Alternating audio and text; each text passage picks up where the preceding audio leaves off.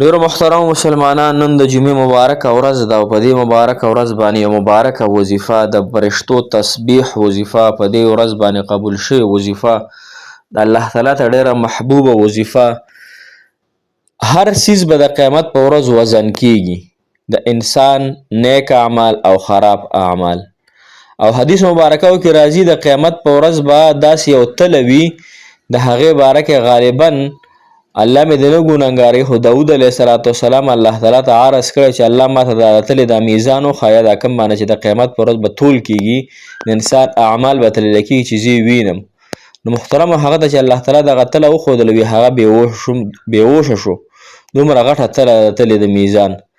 نو محترمه دې وظیفې باره کې حدیث مبارکه کې راځي رسول الله صلی الله علیه وسلم فرمایي چې دا وظیفه ډیره زیاته په ژبه باندې سپکه ده، یعنی په ژبه باندې ډیره په اسانه سره ویل کېږي سبحان الله وبحمده سبحان الله العظیم.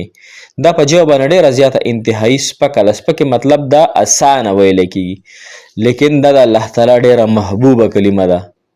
کلمتان حبیبتان الی الرحمن داسې الفاظ دي که نه. او د تلې په میزان کې ډیره زیاته وزني ده، د تلې په میزان کې ډیره زیاته وزني ده.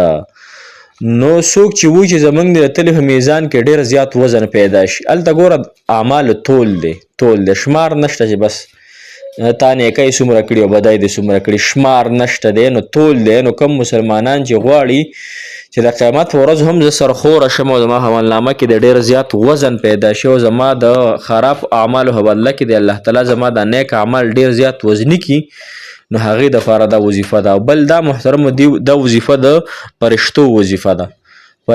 د فرشتو تسبیح ده سبحان الله وبحمده سبحان الله العظیم. نو که کوم مسلمانان غواړي چې زه د فرشتو په صفت کې راشمه، نو محترمو دا وظیفه وکړئ. او که څوک غواړي چې الله تعالی دې ماته ډېر مال دولت او ډېرې زیاتې روپۍ راکړي او الله تعالی دې مانه ډېر زیات خوشحاله شي، نو بیا هم دا وظیفه ستاسو دپاره ده. نو هغه مسلمانان چې دا وظیفه چا هم وکړه انشاءالله د هغوی به الله تعالی حامی و ناصر مددګار شي. السلام علیکم ورحمت الله وبرکاته. ډېر معزز محترم او قابل قدر مسلمانان ورونو خویانو، تاسو به روغ جوړ یې، د صحت په جامو کې به الله تعالی مو خوشحاله آباد کامیاب او کامران لره. کم ځای کې هم چې مسافر دي زمونږ د وطن کې دي، بهر ملکونو کې مسافر دي، الله تعالی د ټولو مسافرو له ډېرې خوشحالۍ د دنیا او آخرت ورکړي. مسافر دی الله تعالی په دواړو جهانونو خوشحاله آباد کامیاب او کامران ساتي. مسافر له دی الله تعالی خیر او عافیت ورکړي، خپلو کورونو ته د الله تعالی په خیر او عافیت سره راوستلی کړي.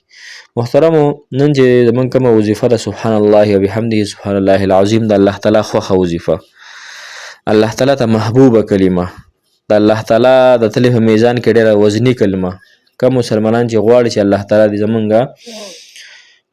وزن د تلې د میزان په تله باندې وزن سیوا کړي د نیکونو، دا وظیفه ستاسو دپاره ده. که وایي چې الله تعالی دې موږ نه ډېر زیات راضي شي، الله تعالی ډېر نیکۍ موږ له راکړي، الله تعالی دې موږ له جنت ښکلی راکړي، نو او الله تعالی دې موږ مالداره کړي. که څوک مالداري غواړي چې الله تعالی دې ما غني کړي، الله تعالی دې ما مالداره کړي، نو هغوی دپاره د سحر مونځ نه پس او د ماښام مونځ نه پس سل کارته سبحان الله وبحمده سبحان الله العظیم سبحان الله وبحمده سبحان الله العظیم.